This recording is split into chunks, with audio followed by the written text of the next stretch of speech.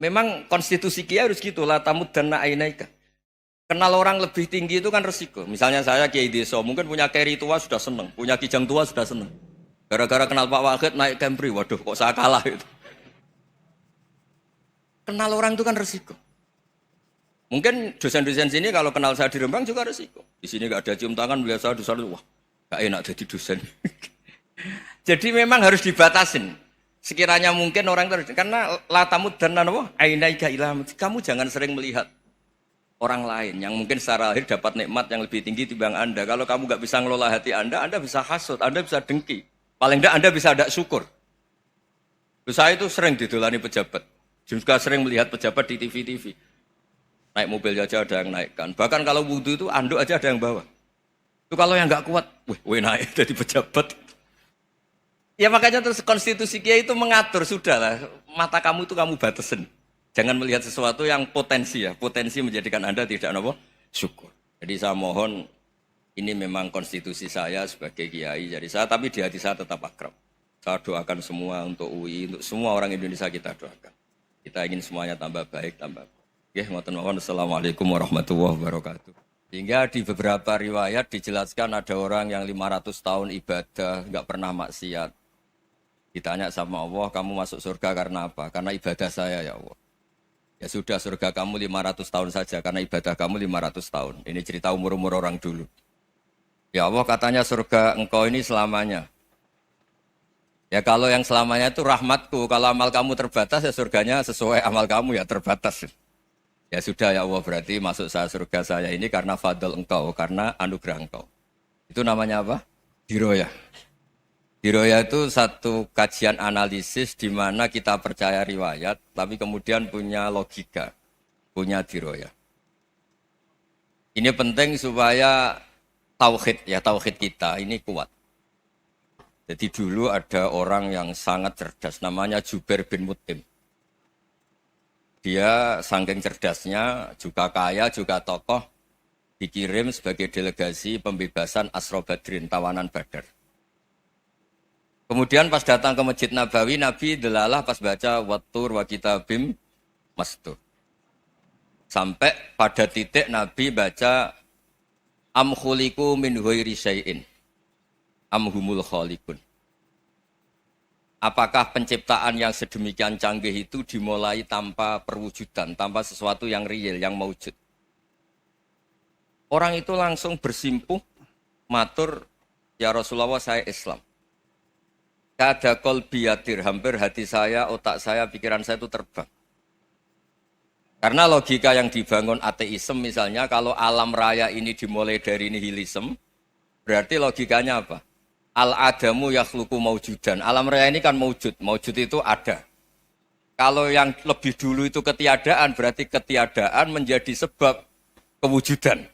Kalau dalam bahasa Arab itu al-adamu yakhluqu maujudan. Sesuatu yang harusnya nggak jadi faktor karena ketiadaan, menjadi faktor sesuatu yang nyata. Itu kan nggak masuk akal. Ya, kalau alam raya ini ada al-adam sing yasbiku maujudan, berarti alam raya ini al-adamu yakhluqu maujudan, suatu yang tidak ada menciptakan yang ada. Dengan logika itu terus kita ngaji, diajari sama guru-guru kita, sifat dasar Allah itu maujud. Wallahu maujudun qadimun. Terus masuk. Yang harus distatuskan pertama dari Allah itu apa? Maujud, wujud. Karena dengan wujud ini layak menjadi penyebab adanya alam raya ini. Sehingga ketika kita menolak faham nihilisme atau ateisme, faham tanpa Tuhan, tanpa pencipta awal, kita punya diroyah. Bahwa tidak mungkin ketiadaan ini menjadi sebab perwujudan alam raya ini. Yaitu am khuliqu min ghairi syai'in. Masa alam raya ini diciptakan tanpa sebab yang nyata, yaitu wajibil wujud. Siapa itu? Allah Subhanahu wa ta'ala. Begitu juga menyangkut sholawat. Orang boleh beda pendapat tentang redaksi sholawat. Ada yang sholli ala Muhammad, ala Sayyidina Muhammad, Nabi Muhammad. Monggo lah masalah redaksi saja. Tapi setelah dianalisis, Nabi itu Pak Rektor, jadi Nabi setelah Nabi Isa saking dihormatinya sampai dituhankan. Juga jadi Nabi yang ada cerita masih hangat, orang Yahudi itu bunuh Nabi. Jadi yang satu mendudukkan Nabi sedemikian tinggi sampai kayak Tuhan, yang satu menjatuhkan Nabi sedemikian rendah sampai dibunuh. Kayak apa susahnya jadi Nabi Muhammad SAW. Kemudian dengan gampang Hadaddin agama ini bikin syariat yang bernama sholawat. Redaksinya monggo lah sesuai tradisi masing-masing. Allahumma sholli ala Muhammad, Allahumma sholli ala Sayyidina Muhammad, ala Nabiyina Muhammad monggo. Tapi yang jelas redaksi ini kalau didiroyah dikaji, Allahumma itu Tuhan, Tuhan itu pemberi. Wa Muhammadun wa in jalla qadruh abdun min ibadi. Muhammad apapun tinggi derajatnya tetap berstatus hamba. Sehingga agama ini terjaga oleh syihotus sholawat. Agama ini terjaga oleh redaksi sholawat. Yaitu Allah tetap pemberi sebagai Tuhan yang enggak tersaingi, la syarikalah. Rasulullah Muhammad wa in jalla qadruh. Apapun prestasinya bisa mi'raj, bisa apa saja, tetap seorang hamba yang butuh muhtajun ila rahmatih. Jika redaksi Allahumma sholli ala Muhammad ini mengukuhkan yang Tuhan tetap Tuhan, hamba pilihan tetap hamba pilihan. Tentu dengan redaksi ini kemudian kita mendudukkan Nabi benar-benar posisi terhormat. Yaitu orang yang paling berhak dapat askat tahiyat. Mendapat penghormatan Allah paling tinggi, yaitu Rasulullah Muhammad SAW. Dan itu diulang-ulang oleh Allah. Subhanalladzi asra bi'abdi. Status hamba ini diulang. Lagi-lagi ini bernama diroyah. Bernama apa? Contoh ketiga misalnya fihi ayatum bayinatum maqamu Ibrahim. Dulu orang Yahudi itu ada diskusi masif. Syaratnya Nabi itu mbah-mbahnya harus Nabi, harus keturunan Nabi. Kemudian semua Nabi rata-rata di Palestina, di Syam. Lalu Muhammadnya asal-usulnya dari mana? Tahu-tahu orang Arab kok Nabi, padahal orang Arab itu dulu jahiliyah. Walhasil terus diceritakan, bukti Muhammad ini turunan Ibrahim adalah ada jejak kaki Nabi Ibrahim di dekat apa? Ka'bah. Fihi ayatum bayinatum maqamu Ibrahim. Kalau Nabi Ibrahim pernah di Mekah, artinya beliau pernah meninggalkan turunan yang di Mekah. Itu bernama Nabiuna Muhammadun sallallahu alaihi wasallam. Itu disebut fihi ayatum bayinatum maqamu Ibrahim. Nah, itu namanya diroyah. Diroyah itu satu perilaku keseharian kita beragama, kemudian tahu logikanya. Yang keempat misalnya, mangkana yu'minu billahi wal yaumil akhir fal yukrim apa? Jaro. Orang yang iman karena Allah dan Rasul, maka memuliakan tetangganya. Andaikan pakai hukum sosial, tentu kalau tetangga kita baik, kita baik. Kalau kurang baik, kok kurang penggawean kan gitu. Tapi dulu itu pernah ada seorang ulama itu dibully ya, dikerjain sama anak muda tetangganya. Pak Kiai datang ke rumah saya, orang ini datang. Kemudian setelah di rumahnya, saya tidak jadi butuh sama Pak Kiai, silahkan pulang. Itu Kiainya senyum menikmati. Dan itu terulang 3 kali. Dibully seperti itu, dikerjain terulang 3 kali. Lalu tetap Kiainya tuh asik, seneng sekali. Lama-lama muda ini tanya, kenapa engkau tidak tersinggung? Padahal saya kerjain sampai 3 kali. Tak undang, terus tak suruh pulang, tak undang, tak suruh pulang. Kata Kiai tadi, yang memerintahkan baik sama tetangga itu Allah. Jadi saya nikmati ketika bisa baik sama Anda. Tidak ada urusannya dengan perilaku Anda yang menolak saya. Nah itu terus kita tahu, memang motifnya kita baik sama tetangga karena iman sama Allah dan Rasul, bukan hukum kompensasi sosial. Jadi kalau mau diteruskan Pak Rektor, saya ngajar di sini ya karena perintah Allah itu orang alim harus ngajar, bukan karena perintah Rektor. Kalau diteruskan. Ya saya mohon juga gitu, para dosen, para karyawan di sini, kalau nggak khianat dengan UI itu karena takut sama Allah, jangan takut sama Rektor. Kalau Anda baik juga karena Allah, jangan baik karena apa? Rektor. Bagaimanapun ya semua kita ini makhluk. Makhluk itu la yadurru wa la yanfa. Begitu juga melihat Indonesia. Melihat saya ini kan ikut di UI itu lama sekali, ikut sama Profesor Zeni, dari Profesor Zeni nulis tafsir. Mungkin Pak Hersoyo tahu banyak, dulu Pak Lutfi ya tahu banyak.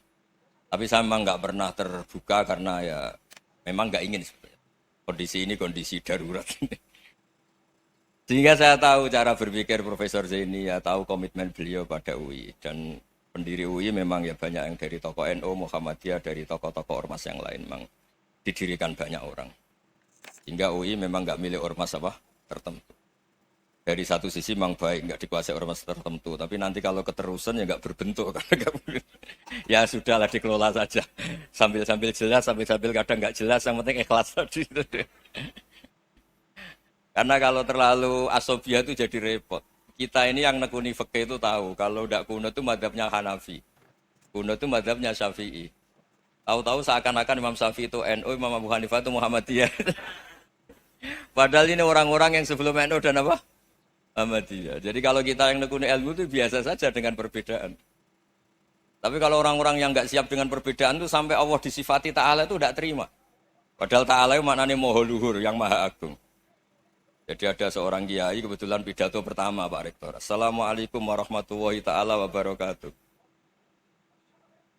Ilmu balik kedua ini nggak terima karena itu dianggap bid'ah ada Ta'ala. Hanya dia bilang Assalamualaikum warahmatullahi ta'ala wabarakatuh.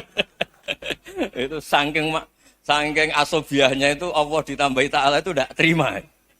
Padahal Ta'ala itu maknanya Maha Agung.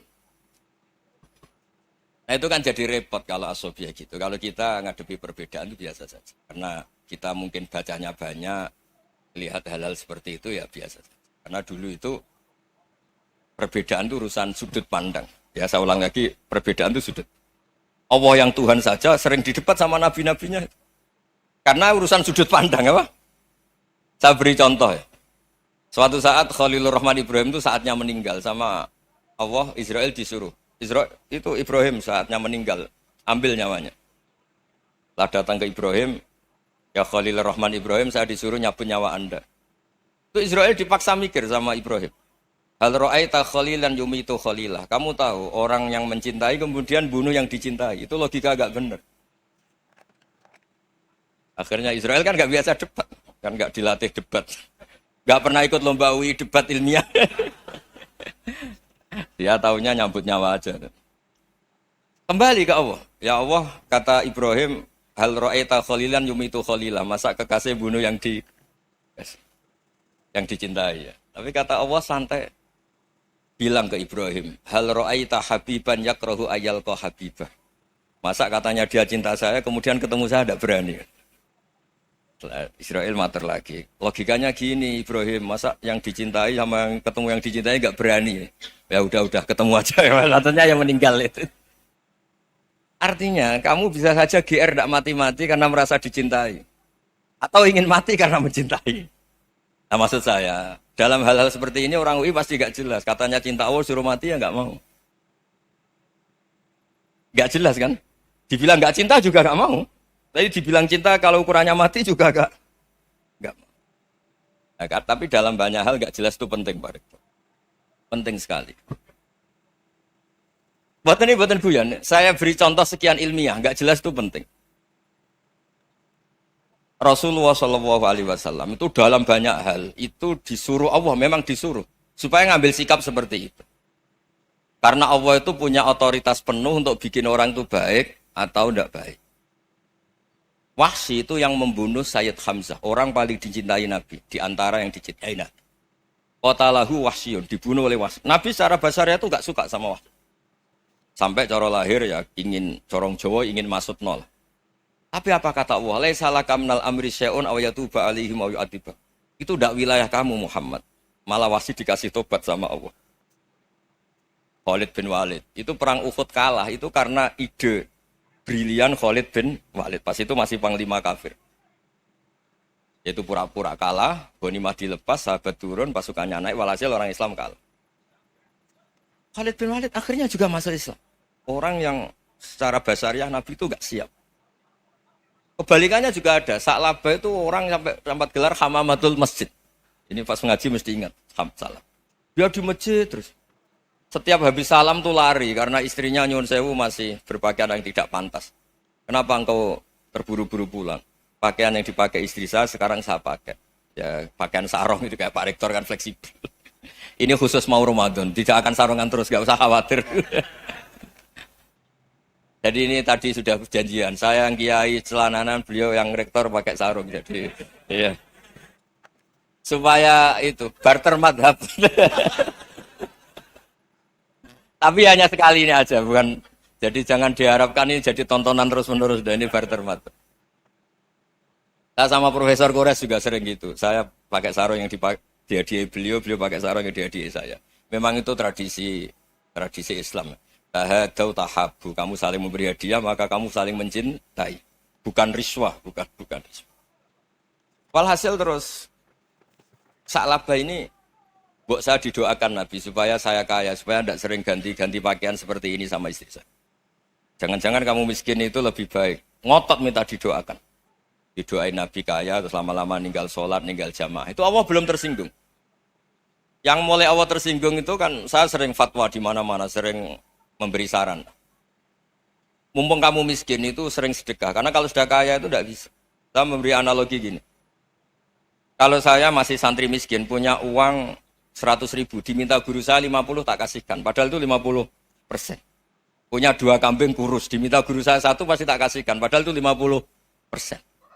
Jadi kalau punya sapi Brahman atau sapi limusin yang harganya itu 100 juta, punya 2, diminta 1 boleh enggak? Enggak boleh. Saya punya motor butut 2, diminta teman saya 1 boleh. Tapi kalau Davidson Harley itu enggak boleh. Nah, walhasil itu kalau kita miskin, misalnya kita zaman kuliah atau zaman mondok atau zaman apa saja, punya uang 100.000, nartik temannya sampai 50.000 kan biasa. Tapi setelah 1 miliar, berani enggak kamu kasihkan 500 juta? Sama-sama 50%. Enggak kan? Nah Sa'labah gitu, ketika zakat masih per 40 kambing, 1 kambing, itu sebenarnya kan masih ringan. 41, 82. Kambingnya itu sudah mabenal jabalen. Barang dihitung zakat karena sudah ribuan, jumlahnya sampai 400 kambing. Banyak lah pokoknya. Terus kata Sa'labah, ini pemerasan. Karena jumlahnya besar. Allah tersinggung karena nabinya dianggap narik zakat itu dianggap kharat, dianggap pemeras. Allah tersinggung kemudian fa'aqobahum nifakon fi qulubihim ila yaumil. Dia ditegur munafik. Semenjak itu terus tadi kembali gak jelas tadi. Barkohnya gak jelas itu menjadi orang tuh bijak. Ini sekarang nakal, jangan-jangan nanti jadi orang baik. Yang sekarang baik, jangan-jangan suatu saat jadi tidak baik. Semua orang introspeksi. Gak ada jaminan kalau kita sekarang baik akan baik terus. Gak ada jaminan kalau kita sekarang buruk akan buruk terus. Sehingga terus banyak kiai-kiai bijak itu memang lahirnya gak tegas. Tapi gak tegas itu yang menjadikan bijak. Karena sama-sama mungkin. Itu yang disebut laisa laka minal amri syai'un aw yatuba alaihi wa yu'adzibum. Itu tidak wilayah kamu. Ketika Allah mengomentari orang munafik juga wa yu'adzibal munafiqina insya'a aw yatub. Bisa saja ada yang disiksa, bisa saja ada yang dikasih tobat. Karena pola yang kita analisis itu semuanya menurut kita. Bukan menurut kemaslahatan orang apa? Saya punya sekian contoh cerita. Orang yang sowan kiai baik-baik, mungkin bawa gula atau salam tempel, tidak tahu lah. Itu tidak mesti jadi wali. Tapi Kalijogo yang kenal Sunan Bonang, itu kenalnya itu karena ingin begal. malah jadi wali. Tapi tidak usah dicoba. Umar itu nyari Nabi itu mau dibunuh. Tapi malah tobat jadi orang baik. Jadi ini penting ngaji ya, supaya tidak tegas itu, tidak jelas itu kadang baik. Nah termasuk saya juga termasuk dia yang milih tidak jelas. Saya sering gojlok gini, Fajar Hadili ini murid-murid saya sering saya gojlok. Kalau semua sistem pendidikan kayak kampus, kayak UII, kayak UIN semuanya, itu sistem yang bagus. Karena tertib jam kuliahnya jelas, mata kuliahnya jelas.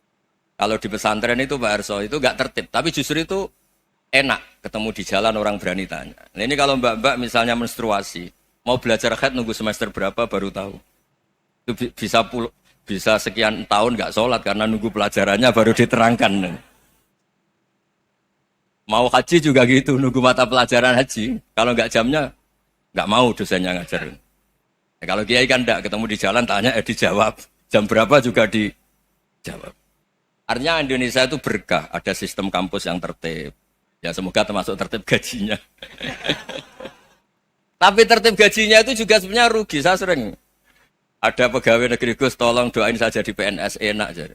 Gajinya tetap. Kata saya nggak mau kalau gaji saya tetap. Kok bisa Gus enak tiap bulan mesti dapat gaji. Kalau tetap nggak naik-naik kata saya. Kalau kiai gajinya nggak tetap, tapi di atas yang tetap kata saya. Artinya Indonesia itu berkah. Kalau semuanya pakai sistem pendidikan setertib ini, orang mau tanya khaid ya nunggu pelajaran khaid. Bab haji ya nunggu pelajaran haji. Tapi kalau ketemu kiai itu enggak. Ya pokoknya saya pernah di pasar, Gus mau tanya. Tanya apa? Anak saya sih keluar darah terus gini-gini. Padahal biasanya khaid hanya 7 hari gini-gini. Ya sudah kembalikan ke biasanya rudat ilal adat. Itu enggak usah sowan ke rumah. Juga enggak registrasi dulu, enggak daftar dulu. Ya ini enggak nyindir cerita saja. Supaya ini bukti koalisi beneran. Jadi saya yang kiai enggak tertib jam, koalisi sama yang tertib jam. Jadi kalau semuanya sistem kampus, nanti pertanyaan itu enggak bisa on time, enggak bisa setiap saat. Makanya Indonesia itu berkah. Kiai-kiai yang alim yang di jalan-jalan banyak. Juga kiai yang di kampus dokter-dokter fikih banyak. Yang nekuni ilmu umum ya banyak, macam-macam. Itu masalah itu kalau saling mengadili itu baru masalah. Misalnya kiai ngeluh, nggak enak jadi kiai, tidak punya gaji tetap. Yang dosen ngeluh, nggak dicium tangannya. Karena memang unik Indonesia itu. Kalau guru fikih kok dosen itu tetap nggak dicium tangannya. Karena pikirannya anak-anak itu, wong sudah bayar disuruh nyium. Itu kayak di alam sadar tuh gitu. Kalau kiai itu kan anak-anak gak bayar itu. Ya opanya cium tangan itu. Makanya kalau kiai-kiai tidak keramat bisa mati. Karena cium tangannya doang itu bisa mati itu kiainya. Ya ini cerita. Supaya saling menghormati. Saling menghormati. Jadi kalau makanya itu pakar-pakar akhlak ya. Pakar-pakar etika peradaban. Itu tertampar betul ketika Nabi urusan ilmu itu mengabaikan itu kalau sudah urusan ilmu. Misalnya begini, ada urusan ilmu. Ada mbak-mbak cantik atau ibu-ibu cantik. Itu dalam Islam itu diajarkan jangan sopan-sopan banget. Kata Nabi, karena kekuatan ilmu itu di atas kekuatan akhlak, di atas kekuatan adab. Ya nisa an-nabi lastunna ka ahadim minan nisa. Ini taqaitunna fala takhdu'na bil qaul. Fayatma alladzi fi qalbihi maradun. Misalnya ada mbak-mbak cantik, menarik. Kemudian sopan misalnya sama Pak Fajarin sama dosen-dosen. Monggo binara. Wah itu bahaya pikirannya kemana-mana itu. Orang yang imannya pas-pasan, berarti mau. Maksud saya kalau cantik, menarik, ketemu di jalan, biarin aja dosennya. Mau kemana, biarin aja. Gak usah dihormatin. Kalau dihormatin, Pak mau kemana sadar no bisa bahaya. Nah, biarin aja. Kalau tanya, Dek ini alamatnya mana? Cari sendiri Pak. Karena hanya dengan cara itu, si Pak dosen ini gak kepikiran. Gak ada orang suka, orang kedus itu gak akan. Tinggal sudah cantik, sopan. Wah bisa pikirannya macam-macam. Itu ilmu. Fala takhdu'na bil qaul. Kamu jangan terlalu lirih kalau ngomong. Fayatma alladzi fi qalbi maradun. Orang yang pikirannya masih kotor pasti berpikir yang negatif. Anda mungkin demi sopan sama dosen Anda. Tapi sejauh mana dosen Anda juga berpikir positif. Itu kan uji iman sama uji nyali. Nah, sama pejabat yang sopan sama kiai mungkin punya Alphard, punya Robicon, punya terus bawa uang banyak. Terus sama kiai cium tangan hormat. Jangan-jangan kiainya yang pikirannya macam-macam. Ini berarti bisa jadi muhibbin potensial misalnya. Nah, saya ini termasuk kiai yang pengagum ilmu. Sehingga saya sama orang yang medit, yang kikir sama saya itu saya senangnya bukan main. Kenapa? Karena kalau orang medit itu gak berhak nuntut. Tapi kalau orang lomo 1 juta minta surga, 2 juta ya minta apa? Surga. Gus salam template 200.000 aja kadang minta surga. Tapi kalau yang kikir-kikir ya sudah salaman tok sudah. Gak minta apa-apa, kan dia tahu diri, gak bayar kok minta. Maksud saya, Islam itu luas, dinikmati saja, Pak. Dinikmati saja. Nah itu diroya, maksudnya itu diroya. Diroya itu, kamu tahu aturan Islam itu, kamu harus yakin khairihi wa syarrihi minallah. Semua itu ujian, tapi kemudian dikaji. Makanya saya ini termasuk pengagum Imam Syafi'i. Imam Syafi'i itu dikasih tahu. Ada orang yang di depan engkau cium tangan hormat, itu di luar ngomong-ngomong. Ngata-ngatain Anda. Imam Syafi'i tertawa-tawa, sewenang. Loh, ada ini dikata-katain di luar kok. Kok tidak kamu anggap munafik malah tertawa. Berarti saya wibawa, di depan saya nggak berani. Dianggap enteng saja. Dibilangin, sebagian orang kampung sini nggak suka sama engkau. Baguslah, nggak akan lu pinjem uang sama saya. Kata. Di mana-mana orang pinjem minta tolong itu karena seneng. Kalau benci kan enggak.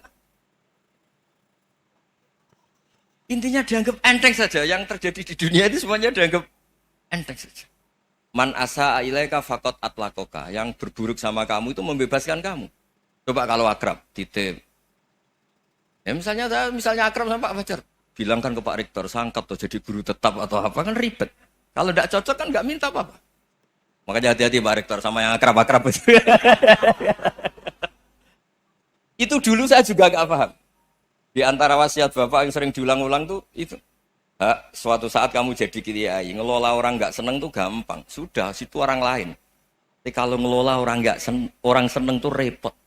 Mintanya aneh-aneh. 100.000 aja minta surga. Hanya teman tenis saja minta naik jabatan. Intinya itu ya sudahlah dikelola. Yang seneng ya berkah, mungkin teman berjuang, teman diskusi. Yang nggak seneng ya berkah, karena ini tidak minta macam-macam, tidak seneng. Nah itu namanya diroya. Diroya itu satu kajian keilmuan yang menjadikan kita ini nyaman dengan riwayat-riwayat, panduan-panduan dari Rasulullah Shallallahu Alaihi Wasallam kayak tadi. Kenapa sih tentang baik sama tetangga, baik sama tamu? Hitung-hitungannya itu mangkana yu'minu billahi wal yaumil.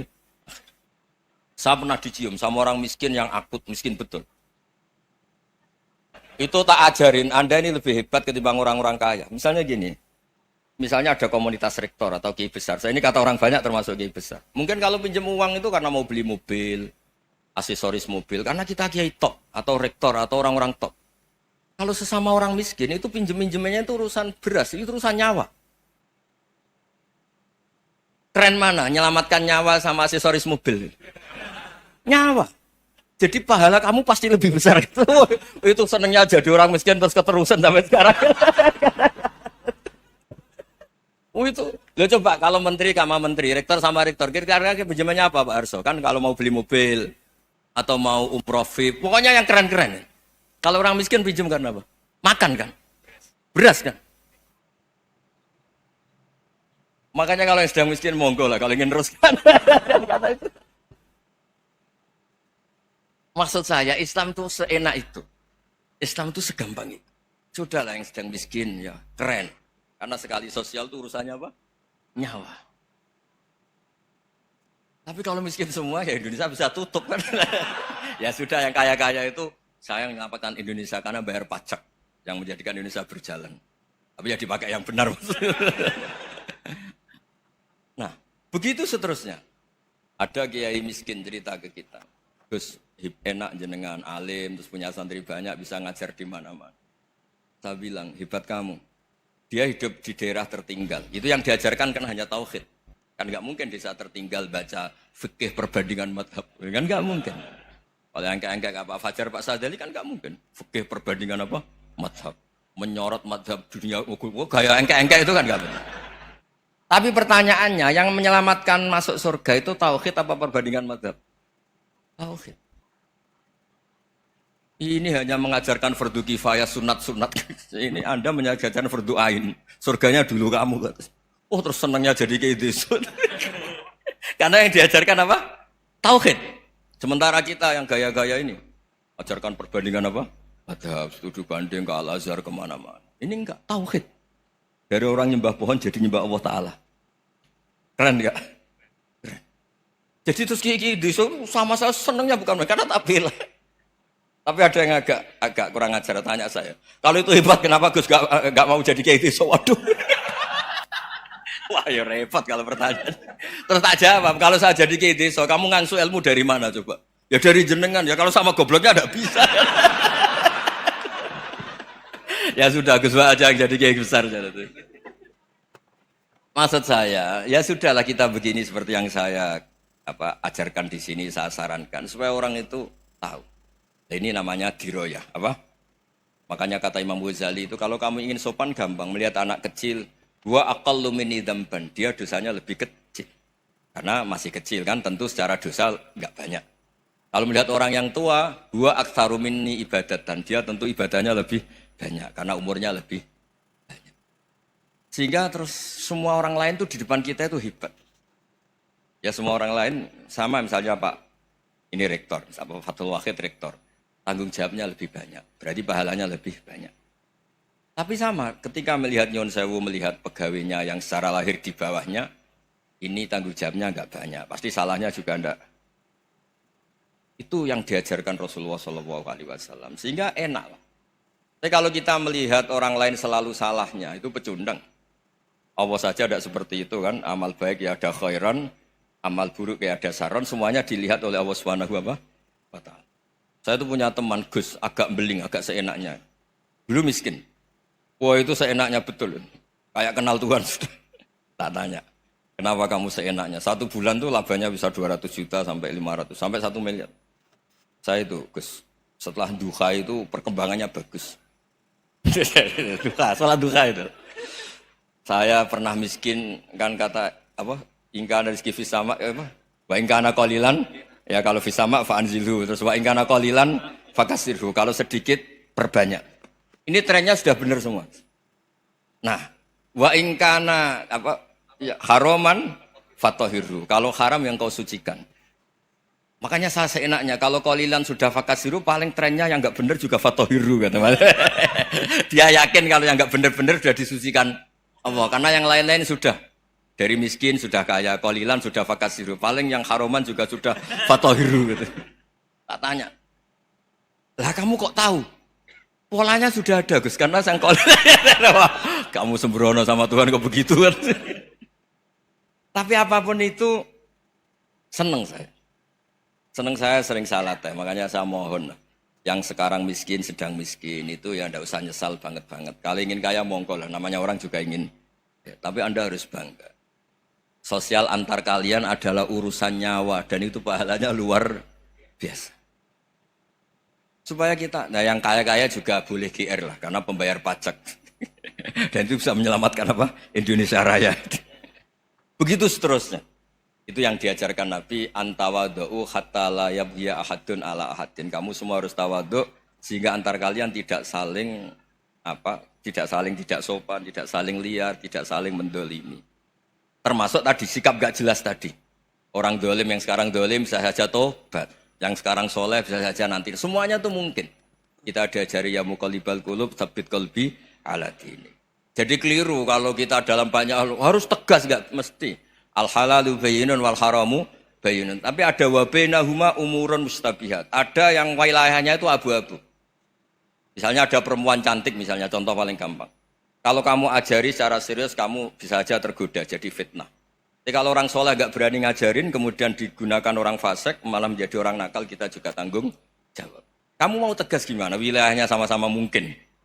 Wilayahnya sama-sama mungkin. Yang dekat pejabat mungkin terkontaminasi KKN. Tapi kalau pejabat gak dekati orang soleh, punya perilaku yang gak soleh, yang repot juga Indonesia kan? Nah hal-hal seperti itu kita tidak perlu ngambil sikap. Maksudnya gak usah ngambil sikap, ya kita buktikan kalau milih satu madzhab, kita buktikan semuanya lebih baik, semuanya lebih bermanfaat, semuanya lebih berperadaban. Karena nggak bisa dihindari wabena humain. Termasuk nyuwun sewu, saya mohon maaf sama mulai Pak Harso, Pak Lutfi sampai Pak Fathul Wahid. Saya ini termasuk kiai yang nggak suka dekat sama orang-orang top. Bukan karena hasud. Memang konstitusi kiai harus gitu lah, tamud dan na'inaika. Kenal orang lebih tinggi itu kan resiko. Misalnya saya kiai desa, mungkin punya keri tua sudah seneng, punya kijang tua sudah seneng. Gara-gara kenal Pak Wahid naik Camry, waduh kok saya kalah itu. Kenal orang itu kan resiko. Mungkin dosen-dosen sini kalau kenal saya di Rembang juga resiko. Di sini gak ada cium tangan, melihat saya dosen, wah gak enak jadi dosen. Jadi memang harus dibatasin. Sekiranya mungkin orang terus, karena latamud dan nanawa, ainaika ilham. Kamu jangan sering melihat orang lain yang mungkin secara lahir dapat nikmat yang lebih tinggi timbang Anda. Kalau kamu gak bisa ngelola hati Anda bisa hasut, Anda bisa dengki. Paling tidak Anda bisa ada syukur. Saya itu sering didolani pejabat. Juga sering melihat pejabat di TV-TV. Naik mobil aja ada yang naikkan. Bahkan kalau wudhu itu anduk aja ada yang bawa. Itu kalau yang nggak kuat, weh naik jadi pejabat. Ya makanya terus konstitusi kiai itu mengatur, sudahlah. Mata kamu itu kamu batasin. Jangan melihat sesuatu yang potensi ya. Potensi menjadikan Anda tidak apa? Syukur. Jadi saya mohon, ini memang konstitusi saya sebagai kiai. Jadi saya, tapi di hati saya tetap akrab. Saya doakan semua untuk UI, untuk semua orang Indonesia kita doakan. Kita ingin semuanya tambah baik, tambah. Ya, ngoten mawon. Assalamualaikum warahmatullahi wabarakatuh.